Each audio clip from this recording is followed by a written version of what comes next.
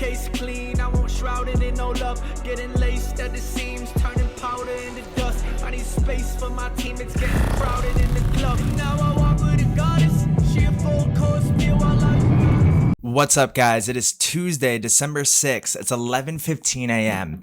and I came across a piece of news that just shows how much Stargate and I have as far as the pulse on this market. Like, we call things ahead, so many things, and I'm good at remembering what I say, so then I can when news comes out, pull it all together and show you step by step how I can kind of read through the narratives and then predict certain scenarios to play out, and then they do play out. So something happened today that we called to a T just a month ago. I think it was exactly 30 days ago we called. So I'm going to go through that news, and then we're going to go through something interesting from Christine Lagarde about the magic number 7, as well as we're going to look at some past calls. I call this video the proof of receipts, right? Here's the proof of receipts of speculation and kind of things that we were kind of thinking that would play out, and then they did. So first, we're going to start off with Luna and the Black Swan, because it was kind of crazy, the story about this. In March, it was like close to midnight, and I just had something fly through my head, and I was like, you know what? This doesn't make sense. Luna is buying all this Bitcoin, and everybody's excited about it, but I feel as if like this might be the moment, or the Black Swan moment, that happens to crash all the other cryptos and then for the Phoenix to rise, right? And I can even show you for facts, right? So look at this. I just typed in Luna in my notes, and right here, March 28th, 2022, I had wrote at 11:45 p.m., so close to midnight, like I said. The Luna Bitcoin buying is what's going to be the Black Swan to crash the market. Reason: stablecoin financial risk, government narrative, countries wanting to avoid the new good currency will not use Terra and Bitcoin. Russia, Iran use Luna-based stablecoins and Bitcoin. US, Europe, UK, Australia, South America, XRP-based stablecoins, and XLM ISO 222. So there are just a couple thoughts that were rolling through my head, but the Luna Bitcoin buying is what's going to be the Black Swan to crash the market, right? March 28, 2022, we didn't see the Luna app until I think May. So in this video, we're going to watch it and kind of go through what had unfolded. Just wanted to show you that it's not like I typed the note and, bam, it's there. No, this is March 28, 2022 at 11:45 a.m. So let's go through that video right now. What is a black swan? A black swan event can lead to major losses in the markets and harm in the economy. The meaning of a black swan event has a historical origin. The black swan event is usually seen as an event that negatively impacts the stock market, catching investors off guard. The Luna BTC buying is what's going to be the black swan to crash market.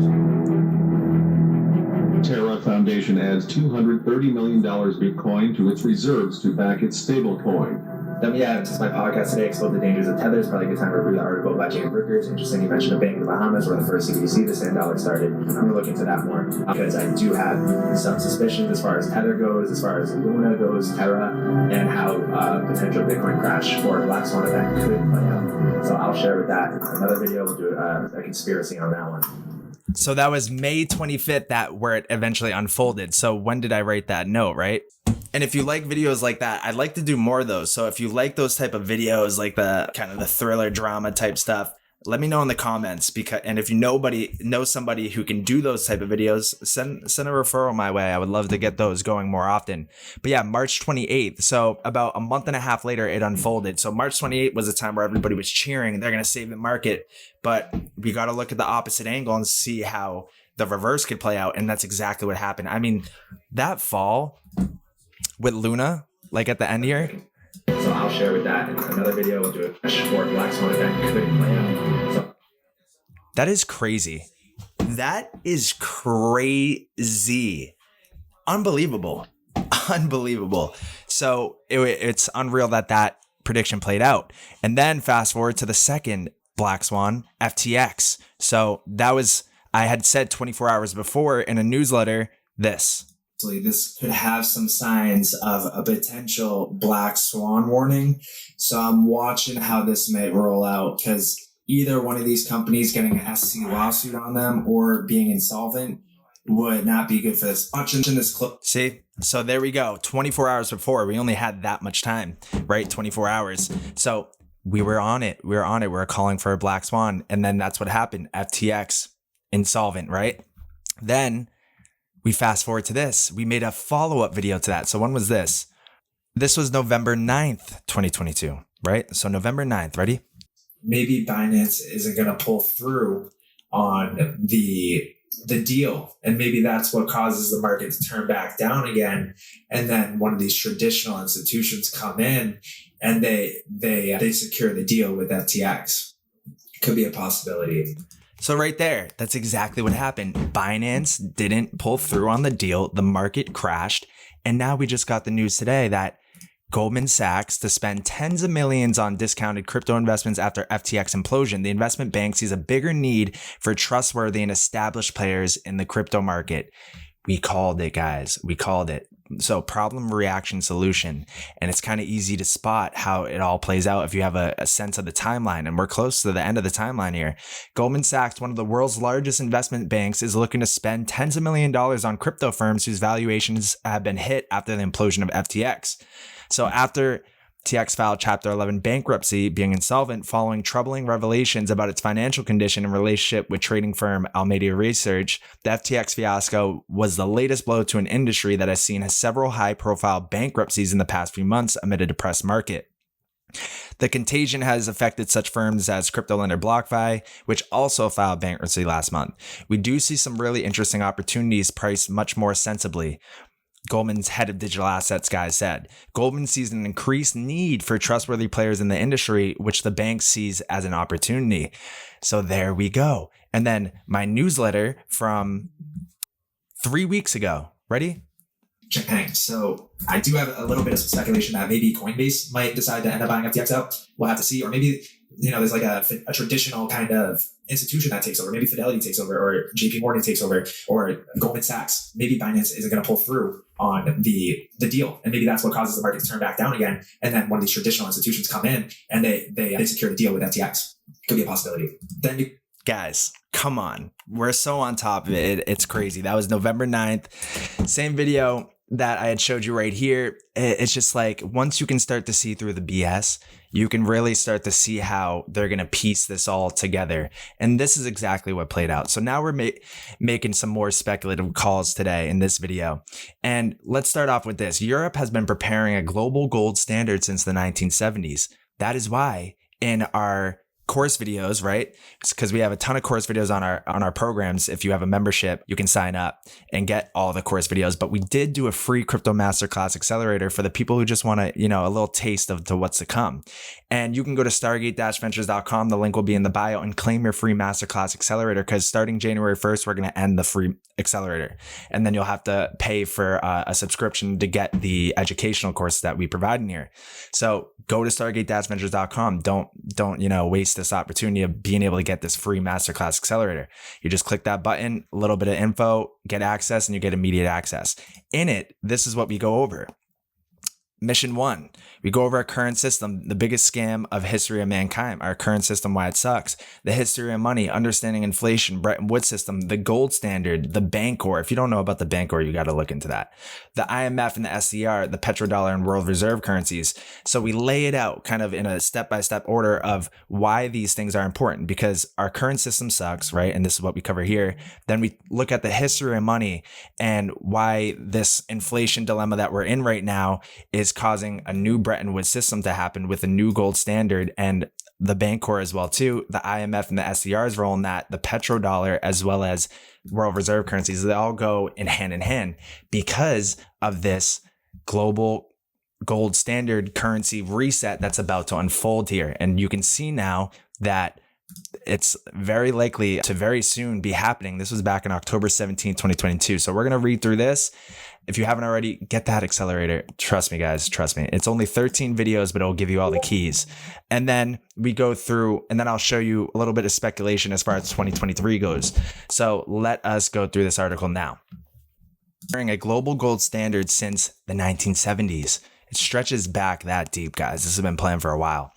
There is more evidence of how European central banks are equalizing their monetary gold reserves. proportionately to their GDP. Secret agreements make countries sell or buy gold to balance gold reserves within Europe and relative to large economies abroad. Evenly distributed gold reserves are a requirement for a stable transition towards the gold standard, whereby concurrently the debt overhang can be extinguished. It's how they're going to eliminate the debt.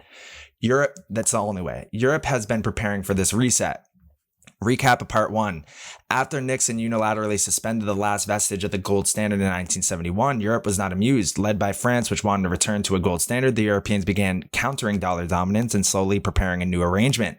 In the 1973, the European Economic Community publicly stated in the New York Times, Europe will promote agreement on international monetary reform to achieve an equitable and durable system taking into account the interests of the developing countries. Clearly, Europe didn't envision a dollar standard for the long haul, as it isn't equitable nor durable. Since the 1960s, Europe was holding most of the world's monetary gold. In the 1990s, several Western European central banks started selling gold to equalize their gold reserves among each other and large economies outside of Europe. From 1999 until 2008, they did so officially through a concentrated program of sales dubbed the Central Bank Gold Agreements, which we did cover a video. I believe it was last week too. We do so many videos, hard to keep track of when the time was, but I think it was the World Gold Council. We went through, they stopped their gold selling program. They had a requirement to sell a certain amount. Maybe if I click here, we'll be able to find it. Yeah, so we covered this, the World Gold Council and the Central Bank Gold Agreements, and how they ended this. They found no longer need for this agreement, and it's probably because they're ready to go. You see, there have been since then further agreements 2004, 2009, and 2014. And 2014 is going to play a role here when I go into the speculation. So let's keep moving on this. In 2011, the Minister of Finance of the Netherlands was asked in Parliament where he had to speak the truth for the main reason why the Dutch Central Bank had sold 1,100 tons of gold since 1993. His answer: through gold's sales in the past, DNB brought its relative gold holdings more in line with other important gold holding nations. At the time it was established, the DNB held a relatively large amount of gold internationally. Another question directed at him was if he could confirm if other nations were increasing their official gold reserves in the past year. His answer: the buyers are developing nations whose international reserves are growing or historically have a smaller gold stock. So after 2008, ECB began radically, or the European central banks began radically changing their communication about gold. The Bank of Italy states on its website that gold is an excellent hedge against adversity, and unlike foreign currencies, gold cannot be depreciated or be devalued. Gold is the perfect piggy bank, and if the system collapses, the gold stock can serve as a basis to build it up again. The fact that several European central banks, the Netherlands, Austria, France, Germany, Hungary, Poland, repatriated gold in recent years signals that they carefully evaluate cost efficiency, security, and liquidity of their monetary precious metal. Upgrading all gold reserves to current wholesale industry standards, an example done by France, Sweden, and Germany after 2008, is another indicator of European central banks preparing for a gold standard. Any bars that don't adhere to the LBMA gold good delivery standard aren't liquid in international markets. Comments by ex-high-ranking officials may be connected to a gold overhaul of the international monetary system. Jean-Claude Trichet, former president of the European Central Bank, stated in 2014, so 2014, a lot of this stuff was happening. The global economy and global finance is at a turning point. New rules have been discussed not only inside the advanced economies, but with all emerging economies, including the most important emerging economies, namely China. Why equalize gold, right? Gold reserves evenly spread across nations proportionally to their GDP allows a smooth transition towards a global gold standard. In 1971, Europe was holding the largest share of the world's gold reserves. What is now the Eurozone was then holding 45% of all monetary gold while contributing 24% to world GDP. Switching to a global gold standard with such imbalances would have pushed the world into deep deflation. To illustrate, countries that own zero to little gold relative to GDP, as many developing nations did at the time, would have to buy in to participate, resulting in upward pressure on gold, which is deflationary when gold is the unit of account. There were also other reasons for Europe not to switch to a gold standard at the time. The United States opposed going back to gold, and it was defending Europe against the Soviets. Germany was threatened to be left to its own devices if it didn't play along with the dollar standard, and Europe decided to further unite, creating an alternative to the dollar, the euro, and facilitate monetary gold to be spread more evenly globally. European central bankers must have realized the the inevitability of a debt spiral when the world went from a gold to a paper standard in 1971. Their preferred equitable and durable monetary reset would be international, depriving the US of its exorbitant privilege and extinguish the debt overhang created over time. One way of canceling debt while still complying to the rules of economic scarcity is for central banks to buy up all excessive debt in the economy and then revalue gold. There we go. So that's what we're going to see. We're going to see, and in the video yesterday, we cover it. They have no choice. We're in the final phase here. They're going to hyperinflate their currencies by buying as much of the debt as possible. So they're going to save the bond market, they're buy as much of the debt, and then we're going to see that the debt yields come down artificially, and then we're going to see the dollar value depreciate rapidly, and then we're going to see the grand finale happen, and they're going to do the transition to this global gold standard with its little friend, blockchain technology, DLT, and a token to facilitate that transportability, the liquidity of all the gold held by the central bank. Guys, we got this to a T. I'm telling you, we're living in great times if you know what's going on and know how to capitalize on it. That's why you guys got to get in that accelerator program here. So let's keep going. So one way of canceling debt while still complying to the rules of economic scarcity is for central banks to buy up all excessive debt in the economy and then revalue gold. Unrealized gains on the liability side of the central bank's balance sheets, a produce of revaluing their gold, can then be used to cancel assets, bonds on the asset side. These unrealized gains are recorded in a revaluation account, which can be seen as capital. So there's another article for a more detailed description of revaluing gold to cancel debt. We're going to do a deep dive on that one. So noteworthy is that European central banks were the first to value the gold on their balance sheets mark to market beginning in the late 1970s. The U.S. pressed for continuation of valuing monetary gold at its statutory price set under Bretton Woods, effectively trying to demonetize gold to protect the dollar hegemony. Until this day, the U.S. records its gold reserves at a statutory price of $42 per troy ounce. When I asked the German central bank in 2021 if they considered revaluing gold to cancel debt, they replied, "We prefer not to speculate about any decisions that might or might not be taken in the future." Come on. So instead of not responding or just say no, they communicated that they don't rule out this possibility. Needless to say, if gold is evenly spread internationally, all countries benefit to the same degree from the revaluation. Essentially, this is about the international monetary reform to achieve an equitable and durable system taking into account the interests of the developing countries. The only person that loses, or who loses the heaviest in this situation, is the US. More evidence of the Eurozone's gold balancing project. There is an important statement on the website of the Austrian Central Bank about its aim to hold gold reserves as a percentage of GDP equal to its peers. The Euro system consists of the ECB and all national central banks in the Eurozone.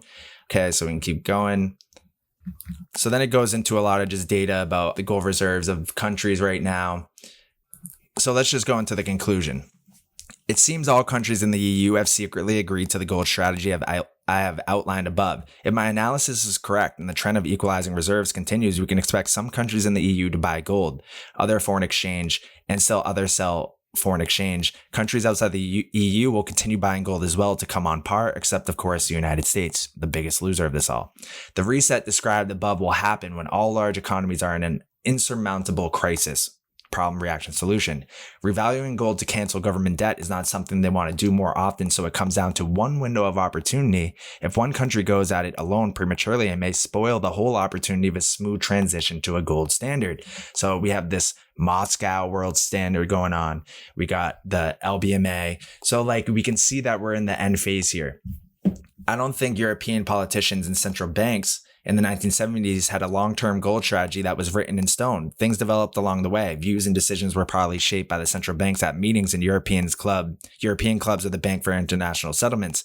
Some countries outside the EU play a comparable gold strategy. From the Swiss National Central Bank, the Swiss National Bank completed its gold selling program of 1,300 tons on March 30th, 2005. Before these sales, Switzerland's relative position with respect to gold holdings was extreme among the G10 countries. Europe aims to equalize gold to GDP ratios, not gold to monetary base ratios. As a consequence, the gold standard they envision is more likely a system of gold price targeting rather than the classic gold standard. In the latter system, people can exchange banknotes for gold at a fixed price at a central bank. The monetary base is backed by gold. with gold price targeting, people can exchange gold in the free market at a price that is stabilized through central bank monetary policy.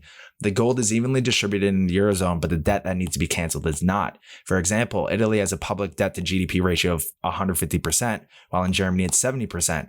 Part 3 of the series will be about risk sharing, what options there are to transfer debt from Italy to other countries in order to make most use of all NCB's revaluation accounts. So if there's a follow-up to this, we'll go through it, but I think we get the point, right? We get the point now. We're starting to see how this is all going to unfold. And if you're starting to see it clearer too, let me know in the comments. I want to make sure that I'm kind of clearing the way for your guys' how you guys are thinking this is going to go down. If I'm helping with that, let me know in the comments. So there we go. So let's now go to this. Christine Lagarde. She was the head of the IMF. Now she's the head of the ECB. And this is her, I believe, back in 2014, right?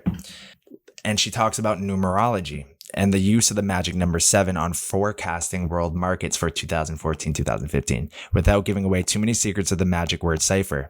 So this was presented exactly between the new year, the 1st January 2014, and the Chinese Lunar New Year, the 31st January 2014, and on the 15th January 2014. The market cycles anchor on the 15th, adding 214 days account. So we won't dive into that, but let's hear this out, right? Because 2023 is going to be a pivotal year in our world. And I believe these things that we just shared today are what's going to be the pivotal moment. So let's hear what she's got to say about the magic number 7. Now, let me first of all, of course, begin by wishing you all a happy new year. I guess it's still time to do that, given that we are just exactly halfway through between Western New Year and the Lunar New Year, which will loom in a few weeks' time. I think it's also appropriate to wish ourselves a happy new year, given what I would like to talk to you about, which has to do with the global economy and what we should expect for 2014. Now, I'm going to test you numerology skills by asking you to think about the magic 7. Okay? Most of you will know that 7 is quite a number in all sorts of themes, religions, and I'm sure that you can compress numbers as well. So, if we think about 2014, all right, I'm just giving you 2014, you drop the 0, 14, 2 times 7. Okay, that's just by way of example, and we're going to carry on. So 2014 will be a milestone and hopefully a magic year in many respects. So there we go, right? 2 plus 0 plus 1 plus 4 equals 7. So going into 2023, 2 plus 0 plus 2 plus 3 equals 7. So I believe, it's crazy how, these higher up elites go off for numerology, astrology. It's clear. I mean, she made it pretty apparent that that's what they do, and they're through talking about how even just this number 7 and how the year adds up to that, how they can go about kind of forecasting how the year might go as far as the macro environment and the world economy. So now that we're heading into the year of the 7, right? And all this stuff happening. I mean, we got our finger on the pulse of it, right? It seems like this is the year where this is going to unfold, right? So crazy times ahead. I believe we got our pulse on the market like no other. You've seen the proof of receipts, right? So if you like this video and if you see what I'm seeing here, leave a comment, let me know. Don't forget to subscribe too to get updated in real time. Link in the bio to stargate-ventures.com. Get your free crypto masterclass accelerator at the start of the year, the new year. We're going to end that accelerator and we're going to start preparing for these times because we're at the final phase. As well as too, if you want to get updated in real time, like with these things that are unfolding, it's going to be a crazy market, right? Link in the bio, join the Discord, because that's where I get information out immediately, real time, right away when I see stuff. So if you want the most immediate news, info, red alert stuff, join the Discord. If you want the accelerator course, before we stop it, January 1st. Link in the bio, stargate-ventures.com. The first button that you see, claim your free crypto masterclass accelerator. And don't forget to subscribe to the YouTube and let me know if I'm making the vision clearer for you guys.